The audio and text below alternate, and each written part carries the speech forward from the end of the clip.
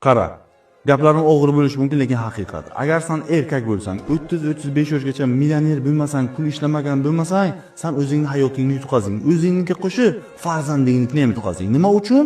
Chunki 30-35 yoshda tizim senga shunaqa muammolarni tiqadi, seni vaqting bo'lmaydi farzandingning tarbiyasi uchun. Keyin ular senga aytadi: "Okey, vaqtingiz yo'qmi tarbiya uchun? Bizga keltirib bering maktabga, sizday ishchi qilib tarbiyalab beramiz" deyshadi. Menga bunaqa kerak emas. Men shu uchun millioner bo'lganman. Men farzandimni o'zim katta qilishim kerak. Chunki uni hayoti menga kerak, kelajagi menga kerak. U kelajakda men bilan yashaydi. Maktab o'qituvchisi bilan emas. Men ishonaman, farzandimni har bir xatti harakatida o'zim bosh qosh bo'lsam, o'zim tarbiyasi bilan shug'ullansam, trenirovkasi, o'qishi, hammasini pod kontrol bo'lsa, bu farzandimni men Amur Temur qilib tarbiyalashimga ishonaman. Agar men bitta Amur Temur tarbiyalasam, sen bitta Amur Temur tarbiyalasang, boshqasi Amur Temur tarbiyalasa, bu jamiyat qanaqa o'zgaradi tushunibsanmi? Qo'y o'zi katta bo'ladi deyishing mumkin. Mana bu bilan, mana bu matoq bilan katta bo'ladi, xezalak bo'ladi, dalboyoq bo'ladi. Keyin nima bo'ladi? Keyin aytasan, "Nima uchun menga o'xshamading?" deysan. U senga xayrli nima deydi? "Dada, men uchun, meni kelajagim uchun nima qilding?" deydi. Shunda nima deysan? Uyalmaysanmi? Bu kunni ko'rganingdan o'lganing yaxshi. Shu uchun men bu tizimga qarshi chiqaman. Ilm ol, pullik bo'l deyman.